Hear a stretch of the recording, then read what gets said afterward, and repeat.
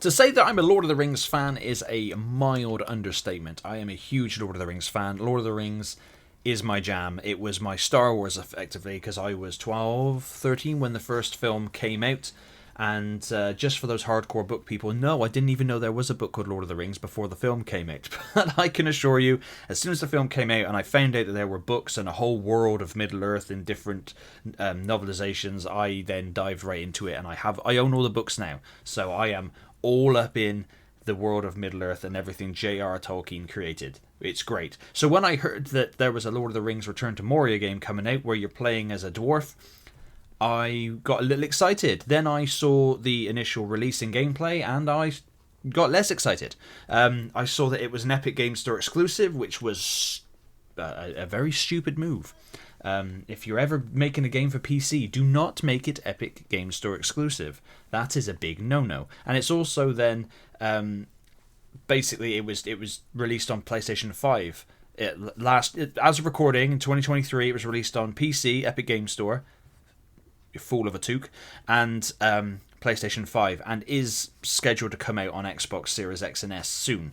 But it might be too late by then. However, this game had the story essentially. It's set after the events of the Lord of the Rings, and Gimli is leaving a company of dwarves to retake Moria, and that's about it, really. And you play as the dwarf that you create. Although I'm fairly certain I gave my male dwarf, a female voice. I can't quite be sure. And you fall down into the dark of Moria, and you have to find your way back up again. And all the while being guided by a mysterious crow and fighting orcs, cave trolls, wolves, bats, and other mythological creatures. Now, this game has like the resource management. You have to eat, you have to mine for things like obviously stone, iron, gold, silver, mithril, gemstones, etc. So you have to sleep as well, and there's body temperature and like noise level and willpower and all that stuff for survival elements. So that's pretty cool. The combat is pretty simple. You can craft yourself weapons, swords, axes, shields, and whatnot to take on. You can build yourself places, and you can build forges, and you can build beds and chests and all the usual stuff that you can build. What's also really cool is when you're sleeping, you can get raided by the goblins, so that's pretty cool. They'll come in, try and attack you and your stuff. They'll come in and start slapping all your stuff around. What on earth do they think they're doing? And there's a lot to explore in there as well. The world's pretty cool. And like I said, you customize your dwarf. There is online co-op. I didn't play online. I don't have PlayStation Plus, so I just play it offline.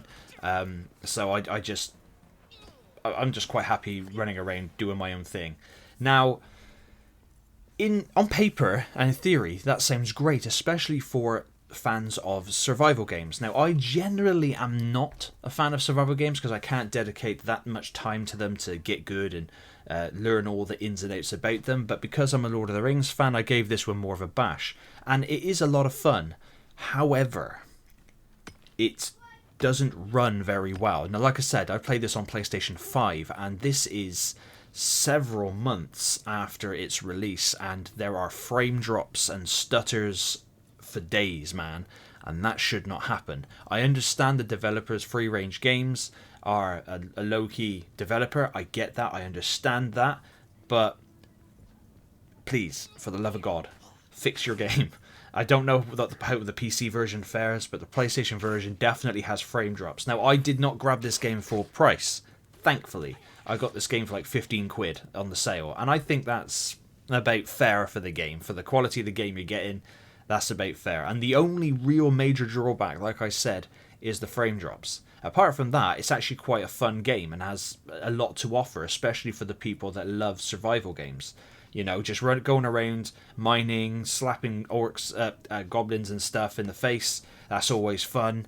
The game does have a lot of atmosphere. There are places you can find so much lore, and you just find stuff. Plus, there's also quotes from the movies in there as well, like having to brave the long dark of Moria and stuff. That was really cool. There's a lot of callbacks that way.